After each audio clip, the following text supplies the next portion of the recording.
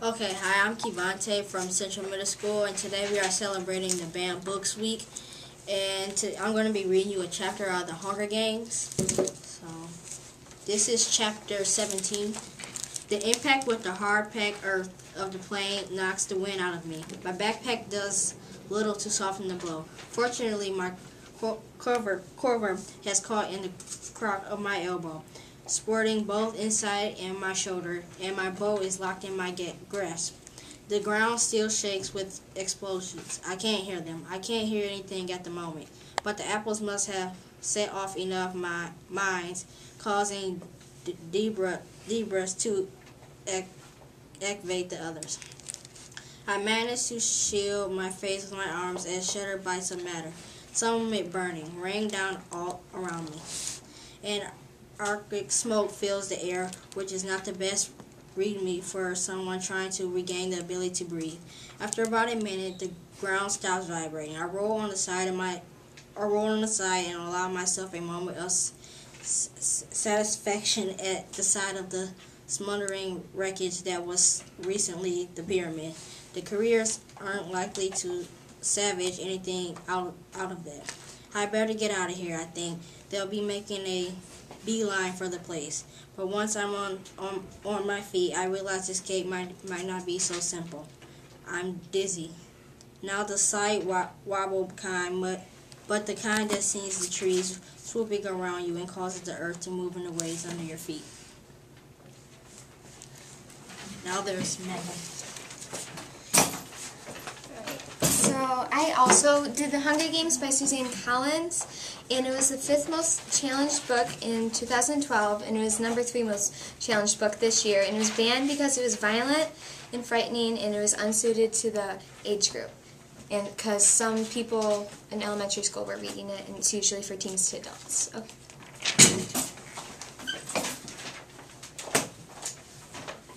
I'm Abby, and in celebration of Banned Book Week, I read The Absolutely True Diary of a Part-Time Indian. It was banned because of adult language, subjects such as alcoholism and violence, sexually themed jokes, and some say that it is too harsh for young adults. This book should not be banned because it shows the consequences of alcohol. It motivates young adults to be the best that they can be. It shows that bullying is bad, and it brings awareness to poverty. The Absolutely True Diary of a Part-Time Indian is a book that I would definitely recommend.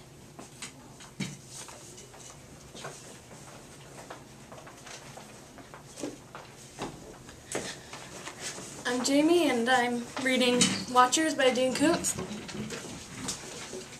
Here's an excerpt from the story.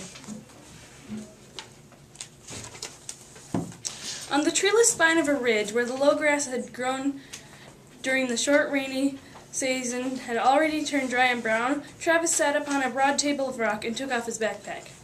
A 5-foot rattlesnake was sunning on another flat rock 50 feet away. It raised its mean, wedge-shaped head and studied him. As a boy, he had killed scores of rattlers in these hills.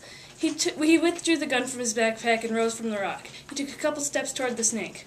The rattler rose farther off the ground and stared intensely. Travis took another step, and assumed a shooter's stance with both hands on the gun. The rattler began to coil. Soon it would realize that it could not strike at such a distance and would attempt to retreat. Although Travis was certain his shot was clear and easy, he was surprised to discover that he could not squeeze the trigger. He'd come to these foothills not merely to attempt to recall a time when he'd been glad to live, but also to kill snakes if he saw any. Lately, alternately depressed and angered by the loneliness and sheer pointlessness of life, he had been wound as tight as a crossbow spring. He needed to release that tension through violent action, and the killing of a few snakes, no loss to anyone, seemed the perfect prescription for his distress. However, as he stared at this rattler, he realized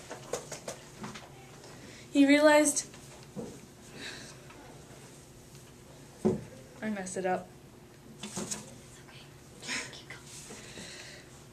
However, as he stared at this rattler, he realized that its existence was less pointless than his own. It filled an ecological niche, and it probably took more pleasure in life than he had in a long time. He began to shake, and the gun kept straying from the target, and he could not find the will to fire. He was not a worthy executioner, so he lowered the gun and returned to the rock where he had left his backpack.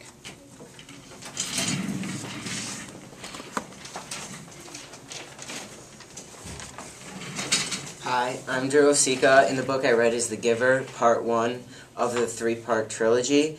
This book was banned because of the act of violence and sexually explicit material. The violence is because of the killing of babies and old people when they are useless. This was banned in 2006, 2005, and 2007 in the Unified School District Elementary School in Seaman, Kansas, in Blue Springs, Missouri, and Mount Diablo School District in Concord, California.